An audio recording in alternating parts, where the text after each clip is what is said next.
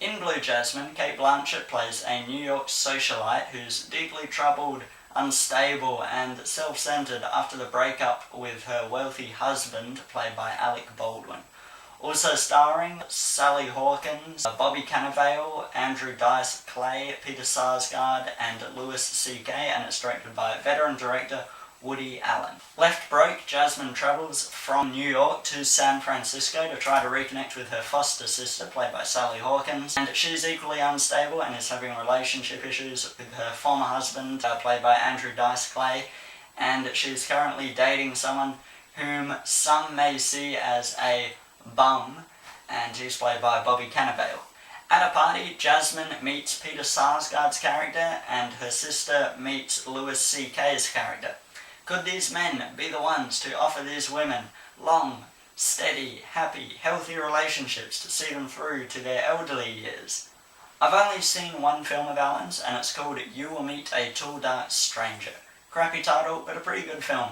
This is much better though. Woody's been making films since the late 60s and 70s, and similar to Clint Eastwood and Ridley Scott, his more recent ones have been a bit hit and miss here and there, but there's no denying that he's got a few true classics under his belt. But Blue Jasmine is one terrific film. It feels very much like a stage play, as it's very conversation-based, without ridiculously good dialogue and acting.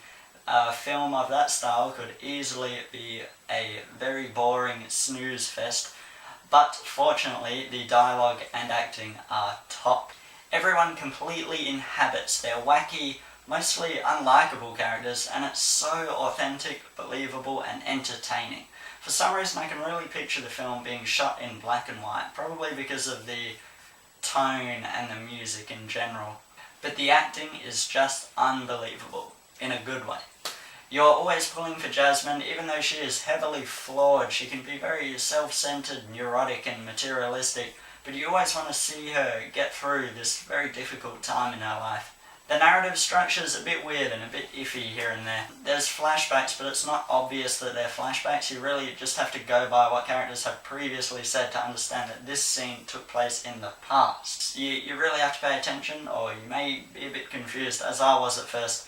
It's kind of like that feeling you get when you're reading a book and the dialogue bits aren't in quotation marks, and you're sort of reading, and you're like, wait, is this character talking now? What the fuck? You get used to it though, don't worry. A book I can think of with that style of writing is Breath by Tim Winton. Just a phenomenal book if you haven't read it. The story is a bit basic. It's not full of twists and turns and crazy stuff that happens, but the general writing, the descriptive writing about surfing and the anxiety the main character goes through, you feel the anxiety, like you get all sweaty and you're just like, oh. Yeah, so Breath, highly recommended. And Blue Jasmine is one damn good character piece. The performances really just couldn't be any better, except maybe Peter Sarsgaard and Louis C.K.'s character. They're not in it very much at all. A little more focus on them probably would have made it a bit better, but Blue Jasmine is for sure a solid 9 out of 10. Subscribe if you would like to, guys. I'm going to be trying to see a very wide variety of different films to review, and I'll also try and get back into the swing of going to the cinemas to see cinema movies.